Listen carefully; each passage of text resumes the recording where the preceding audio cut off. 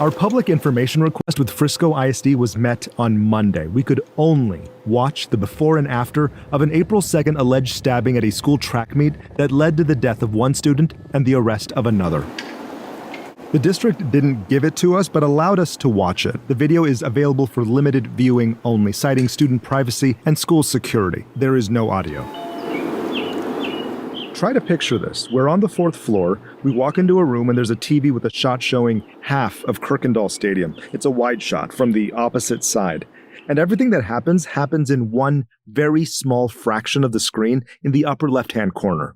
We couldn't zoom in. It's blurry, pixelated. You cannot identify or see victim Austin Metcalf or suspect Karmelo Anthony. It is hard to tell how many people are under that memorial tent. It's also hard to tell what they're doing. But we do know that about 9:55, there's a lot of commotion, a lot of activity that happens at the top side of that memorial tent all the way down to the bottom. At this point, it is hard to tell, and it does not show on camera the alleged stabbing. We do know that there are a lot of people that run away from that scene soon after. We notice a number of what appear to be students running across the bleachers from many directions away from the tent. More people on the field start to notice and also run toward the back gate and exit. Okay, at about 9 minutes after the alleged stabbing, we see EMS drive right through to the backside of this stadium, and they park midfield. Next, we notice paramedics wheeling out a gurney, but have to walk all the way back to the gate and to the bleachers. There's a lot of activity at the bottom of those bleachers and what appears to be the triage of Austin Metcalf. 15 minutes after the incident, we see people put the tarp over the bleachers, which our helicopter cameras captured. All right, so looking at the timing, there's 26 minutes between the time of the alleged stabbing and the time EMS leaves Kirkendall Stadium with Austin Metcalf. At the same time, what appear to be officers, they are at the crime scene right next to that tent. All of this video will one day be shown in court. A grand jury may see it too in the coming weeks. The attorney for Karmelo Anthony confirms he's seen it, but neither family has disclosed whether they've seen it. In Collin County, I'm Jobin Punnekar. Yo, it's Big Ant, the spokesman, man. We back. Another edition of Urban Politicians TV.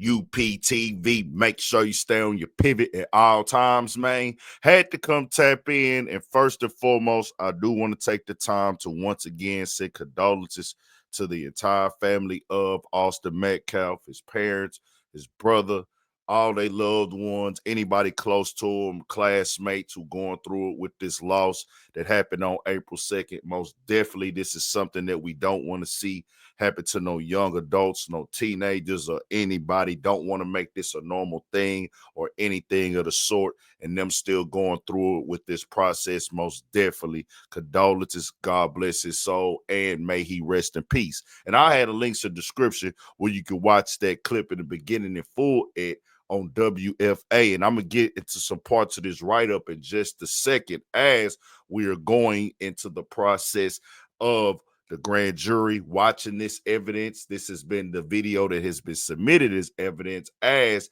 the media was only able to see the video, not take pictures, not take a copy. And this is the evidence that they will have to be able to, and it's going to be other things, the police reports as well, that will give them a decision. Are they going to officially indict Karmelo Anthony? He just graduated high school recently, and that had some turmoil and controversy behind it as well. Now, when it comes to this incident, they did say, as y'all heard right there, they cannot see clearly of who did what, so that would hurt the physical evidence side of it. And in these court cases, y'all, it's not about what a person thinks. It's not about what a person feels as the evidence. It's about what you can prove.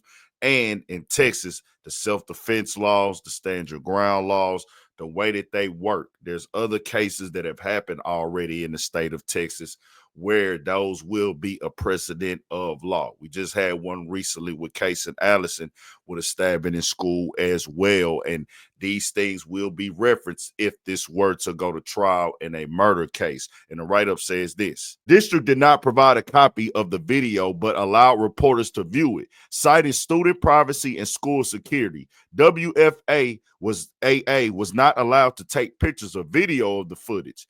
Metcalf and Anthony are not identifiable in the video shown to WFAA.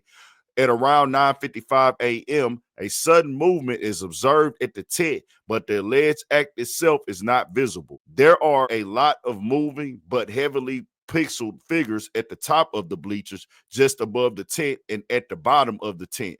It appears to be sprinkling at the time. Shortly after, several individuals believed to be students are seen running from the area, while others on the field react and move toward a back gate. Emergency medical services arrived about 9 minutes later, entering through the same gate and parking at midfield. Austin's brother, Hunter, previously told WFAA that he held his brother until first responders started attempting resuscitation.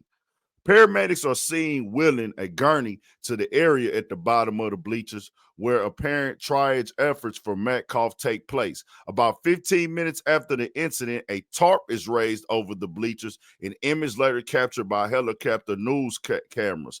The rain is beginning to fall heavily at this time. The surveillance footage is expected to be a key piece of evidence in the legal proceedings ahead. A grand jury may review it in the coming weeks to determine whether to indict. Now, there's a lot of assumptions going on with this case right here and everything happening with it. A lot of opinions that are being presented as facts. I can't give y'all no facts of everything that the grand jury is seeing. They get the police reports. Now, what we do know is what was said by Karmelo will be taken into evidence.